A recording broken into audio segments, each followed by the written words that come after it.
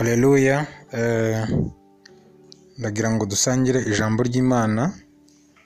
Turasoma mu rwandiko rwa mbere Pawulo intumwa yandikiye Abakorinto, turasoma ku bice 15, dusome umurongo wa 50. Reka dusome mu izina rya Yesu. Aranditse ngo, nuko bene data, icyo mvuga ni iki, yuko abafite umubiri n'amaraso bisa batabasha kuragwa ubwami bw'Imana, kandi ibibora bitabasha kuragwa ibitabora.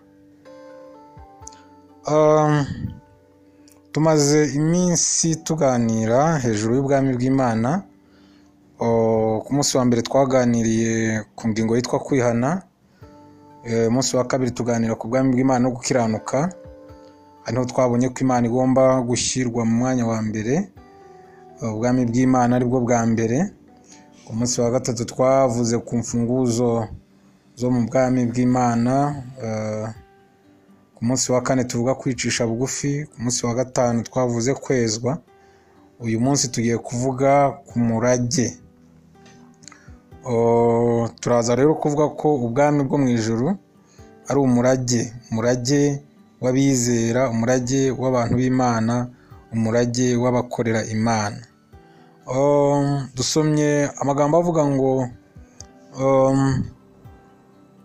bene data, icyo mvuga ni iki, yuko abafite umubiri n'amaraso bisa batabasha kuragwa ubwami bw'Imana. Umurage ni ikintu cyiza nyuma y'uko ubuzima turimo burangiye, kandi ibi abana b'Imana tubyizeye neza kuko tubifite ingwate. Byanditswe byera biravuga ngo tumaze kwizera Yesu yadushyizeho ikimenyetso aricyo Mwuka Wera twasezeranijwe, ngo uwo twahaweho ingwate yo kuzaragwa wa murage. Ibyo tubisoma mu rwandiko Pawulo yandikiye Abefeso igice cya mbere ku murongo wa 13 ukageza ku murongo wa 14. Umwuka Wera rero ni ingwate yo kuzaragwa uwo murage. Umwuka ni ingwate wo kuzaragwa uwo murage mwiza, umurage wo mu mucyo, umurage uzahoraho. Uwo umurage niwo dutegereje, umurage w'abana b'Imana. Petero yaravuze ngo ni umurage utabasha kubora, ni umurage utabasha kwandura cyangwa kugajuka. Uwo ni wo umurage utabasha kwangirika. Umurage ubwami bwo mu ijuru ni umurage w'abana b'Imana. Pawulo intumwa yajyaga ajya kureba abantu barimo gusiganwa biruka, hanyuma akabona ngo hagororewe umuntu umwe. Yarangiza akabwira abantu ngo namwe aba ariko mwiruka kugira ngo mugororerwe, ngo abandi bagenzereza batyo kugira ngo bahabwe ikamba ryangirika. Ati naho twebwe tugenzereza dutyo kugira ngo duhabwe iritangirika. Reka mbabwire, ibintu abizera tubikiwe ntibyangirika, ntibibora, ntibishobora kugira ikibazo. Nyamara ibintu byo mu isi byo, ibintu byose birangirika, ndetse n'isi ubwayo izashira. Ndakurarikira rero kuza tukajyana mu murage w'abizera. Ndakurarika ngo ubanguke uze tujyane mu murage w'abizera. Bibiliya, Yesu yaravuze ngo umwana w'umuntu ubwo azazana n'abamarayika bose afite ubwiza bwe, nibwo azicara ku ntebe y'ubwiza bwe, hanyuma amahanga yose ateranirizwa imbere ye, abarobanure nk'uko umwungeri arobanura intama mu ihene. Intama zishyira iburyo bwe, naho ihene azishyira ibumoso. Hanyuma abwire abari iburyo ati, nimuze mwebwe abo data yahaye umugisha, muragwe ubwami bwabatunganijwe uhereye ku kuremwa kw'isi. Muragwe ubwami bwabatunganirijwe uhereye ku kuremwa kw'isi. Ni ukuvuga ngo ubu bwami turimo kujyamo, uyu murage watunganijwe uhereye ku kuremwa kw'isi. Abantu bazaba bari iburyo, abantu bazaba batoranijwe ko bagenze uko bikwiriye ubutumwa bwiza bazajya muri uyu murage, bazahabwa uyu murage watunganirijwe uhereye ku kuremwa kw'isi. N'abazaba bari ibumoso nabo rero hari ibintu bazabwirwa ngo nimujye mu muriro w'iteka watunganirijwe umwanzi n'abamarayika be, kubera ko hari ibintu batatunganije, kubera ko bitwaye nabi, kubera ko batagendeye mu bwami bw'Imana. Kugira ngo duhabwe uyu murage ubwami bw'Imana, nuko tuzaba twaragenze uko bikwiriye ab'ubwami bw'Imana hano ku isi. Nuko rero umwami azabwira abantu bari iburyo ngo ngo nibakire nibinjire mu bwami bwabatunganirijwe uhereye ku kuremwa kw'isi. Haleluya. Turi kuvuga ku bwami bwo mu ijuru, ariko kandi turavuga ku bwami bwo mu ijuru umurage w'abana b'Imana. Nibyo abantu bazaragwa, abantu b'Imana bazaragwa, abantu b'Imana. Araho Pawulo avuga ngo ndamaranira kugera aho dutanguranwa ngo mpabwe ingororano zo guhamagara kw'Imana muri Kristo Yesu kwavuye mu ijuru. Ni ibintu abantu basiganirwa bakavuga ati tugomba kwakira uyu murage, tugomba kujya muri ubu bwami, tugomba kuragwa ibi bintu tugomba kubiragwa. Bene data, umubiri n'amaraso bisa ntibibasha kuragwa ubwami bw'Imana, ariko niko ibyanditswe byera byavuze, kuko birabora, uyu mubiri urabora, kandi bibora ntibibasha kuragwa ibitabora. Ni nayo mpamvu ibi byose tugomba kuzabyakira, yaba uyu mubiri, yaba amaraso, yaba ibi bintu byose tugomba kuzabisiga, tukakira ibintu bitabasha kubora, tugahabwa imibiri idapfa yo kuba mu murage w'abana b'Imana. Murage w'abana b'Imana. Petero ati ntibibora, Petero ati ntago bigajuka, ntago byangirika, ntibigira ikibazo. Ibi bintu tuzahabwa ibintu bitabasha kwibwa. Haleluya. Imana ishimwe. Murage w'abana b'Imana, murage watunganirijwe abantu bagenze uko bikwiriye ubutumwa bwiza. Ni umurage w'abana b'Imana. Ndashaka kugira ngo tuze kureba ku bantu noneho batazaragwa ubwami bw'Imana, nabo turebe icyo Bibiliya ibavugaho abantu batazaragwa ubwami bw'Imana. Iyo dusoma ibyanditswe byera, tugasoma mu rwandiko rwa mbere Pawulo intumwa yandikiye Abakorinto, tugasoma mu bice 6, Abakorinto rwandiko rwa mbere mu bice 6, tugasoma ku murongo wa 9, tukaza gusoma n'uwa 10. Haravuga ngo ntimuzi yuko abakiranirwa batazaragwa ubwami bw'Imana? Ntimwishuke abahehesi cyangwa abasenga ibishushanyo cyangwa abasambanyi cyangwa ibitingwa cyangwa abagabo bendana cyangwa abajura cyangwa abifuza cyangwa abasinzi cyangwa abatukana cyangwa abanyazi, bene abo ntibazaragwa ubwami bw'Imana. Pawulo aravuga ngo ntimwishuke, ntimwibeshye rwose. Abantu bazaragwa ubwami bw'Imana barahari, ntago bari muri abangaba, ntago bari mu bantu bakiranirwa, ntago bari mu bantu baheheta, ntago bari mu bantu basenga ibishushanyo, abantu basambana, abantu bakora ibyaha, abantu biba, abasinzi, abatukana. Aba bantu ntago bari mu bantu bazaragwa ubwami bw'Imana. Uyu murage n'uw'abana b'Imana, n'uw'abantu bagenze uko bikwiriye ab'ubwami bw'Imana. Ntago ari iby'abantu bose bakora ibyaha, b'amanyanga, abantu bakoreye Imana nibo bazahabwa ubwami bw'Imana nk'umurage bakicara. Oh haleluya! Hari ahantu Yesu avuga ngo unesha nzamuha kwicarana nanjye ku ntebe yanjye y'ubwami, ngo nk'uko nanjye nanesheje nkicarana na Data ku ntebe ye. Iyo ntebe ya Yesu ntabwo umuntu uwo ari we wese uzayicaraho, izicarwaho n'abantu babanye na Mwuka Wera, uyu twabonye ko ari ingwate y'abantu bazaragwa ubwami bw'Imana. Yesu ashimwe.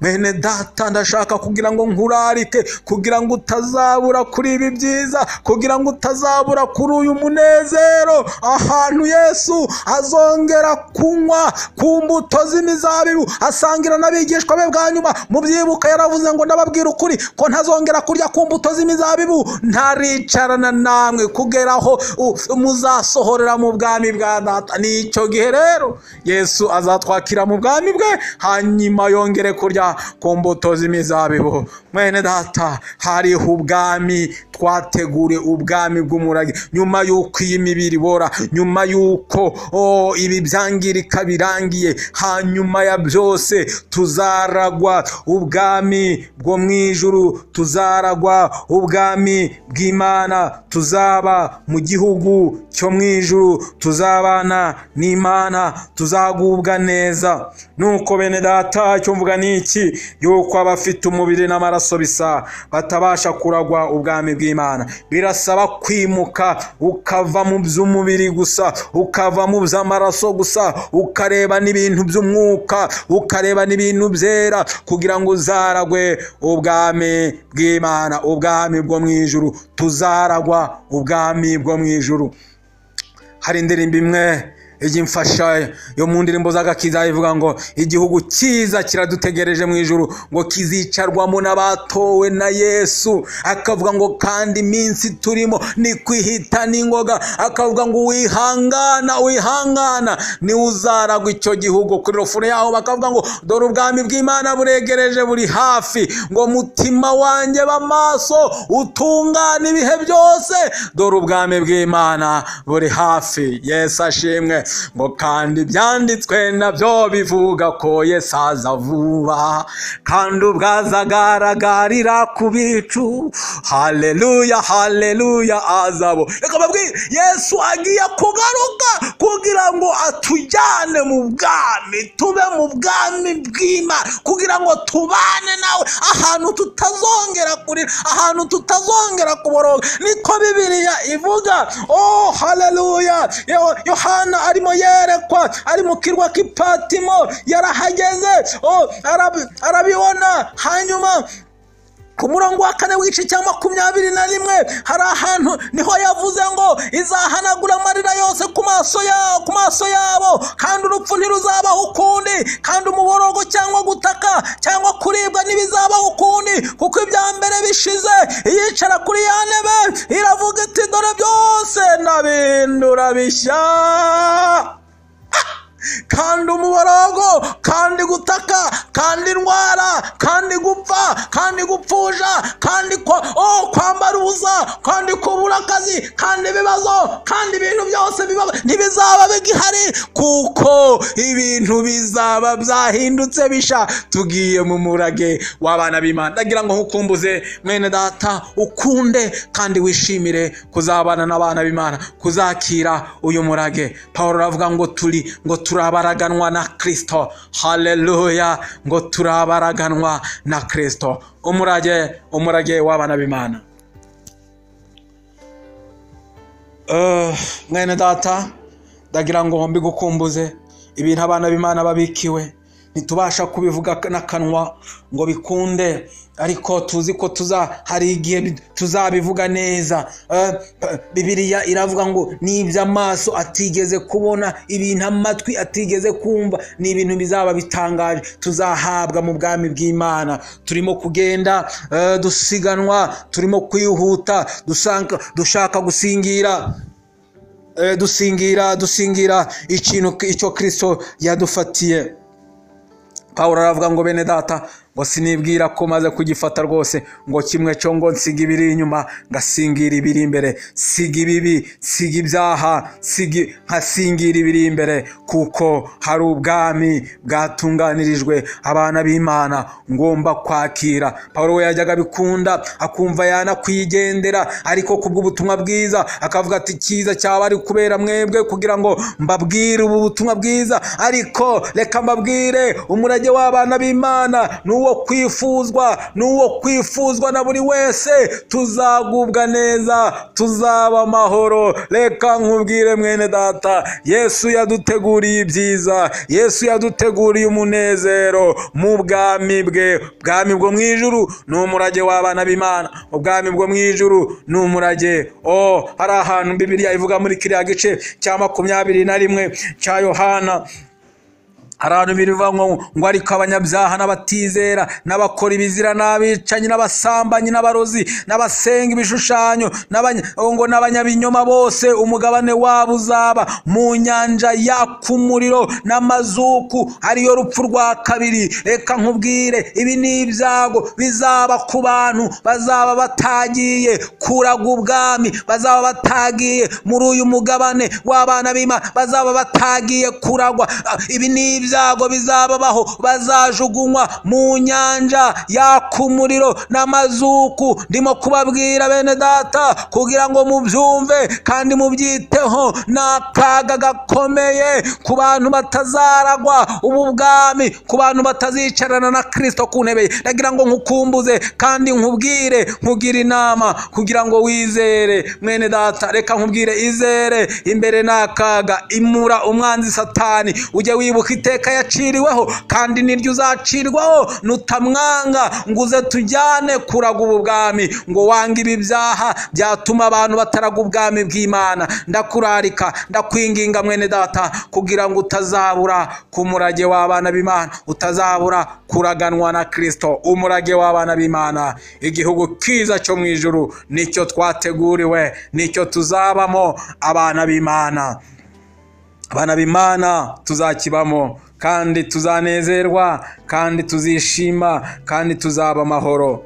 Abantu ba kera bo bizeye mbere yacu, hari ukuntu bajyaga babibona ngo bakabyishimira, ngo nubwo bapfuye, Bibiliya iravuga ngo bapfuye bakizera batarahabwa ibyo bintu, ngo ariko ngo babiroraga biri kure cyane bakabyishimira, ngo bamara bakavuga ko ari abashyitsi n'abimukira mu isi. Ngo kandi abavuga batyo baba berekana yuko bashaka gakondo, bashaka icyo gihugu, bashaka ubwo bwami. Ngo iyo baba barakumbuye, iyo bavuye mu byaha, ngo baba barabonye uburyo bwo gusubirayo, ngo ariko noneho barashaka gakondo irusha icyo gihugu kuba cyiza, ariyo yo mu ijuru. Ngubwo ubwami, ngo nicyo gituma Imana idakorwa n'isoni zo kwitwa Imana yabo, kuko yabiteguriye umudugudu. Nuko nguko babagaho, bagendaga bavuga ati ibyo aribyo byose, hari igihugu, hari gakondo, hari ahantu tugomba kugera, naho tugomba kuraba, ni mu mugabane w'abera. Hari umuririmbyi uvuga ngo mu ijuru abera bazamurika nk'izuba, Yesu ubwo azatwambika ikamba ry'ubugingo. Haleluya, Imana ishimwe. Umurage w'abana b'Imana, umurage. Ndagukundisha kuzabona uyu murage w'abana b'Imana. Haleluya, umurage. Mwene data, ndashaka kugira ngo dusoze. Tumaze iminsi tuganira ku byanditswe byera, ariko nshuti yanjye ndagira ngo utekereze neza.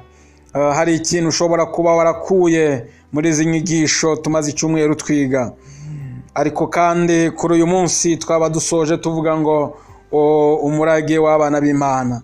Ese wahitamo umurage w'abana b'Imana? Wahitamo kuzabana n'abakiranutsi cyangwa wahitamo kuzajya mu nyanja yaka umuriro n'amazuku? Aya ni amahitamo yawe. Ushobora rwose guhitamo icyo ushaka, ariko ndashaka kukwifuriza kugira ngo uhitemo neza, uhitemo umurage w'abana b'Imana, uzabane n'abana b'Imana. Abana b'Imana bazagubwa neza, bari mu murage wabo, bari mu bintu basezeranijwe. Tuzagubwa neza, tuzabana n'Imana. Ndabigukundishije, ndagira ngo bikunde. Hanyuma ndashaka kugira ngo ufate akanya gatoya ubitekerezeho, maze dusengane Imana. Ese waba uri umwe mu bantu bazaraga ubu bwami, cyangwa ntabwo uri barimo, uyu munsi ushobora kwiyandikisha kugira ngo uzaragwe buno bwami, ubwami bw'abana b'Imana, ubwami bwo mu ijuru. Ndagushimiye mwene data ko twabanye muri uyu mwanya. Reka dusenge Imana mu izina rya Yesu. Imana yacu, Imana ikomeye, twarimo tuganira na mwene data iri jambo, amaze kuryumva, amaze kumva ko hari umugabane abana b'Imana babikiwe. Ndamusabiye kugira ngo azawubone, kandi nanjye nibyo nifuza, mu izina ry'umwami wacu Yesu Kristo, amen. Ndagushimiye mwene data, twabanye muri kino cyumweru cyose tuganira hejuru y'ubwami bw'Imana. Ngushimiye ko wateze amatwi ijambo ry'Imana, ngushimiye kandi ko wagiye wumvira Imana ku myanzuro myiza wagiye ufashwa n'Umwuka Wera gufata. Imana iguhe umugisha, Imana iguhe umugisha. Nge twabanye rero nitwa Twagirayezu Alex. Imana ikurinde kandi iguhe umugisha. Shalom.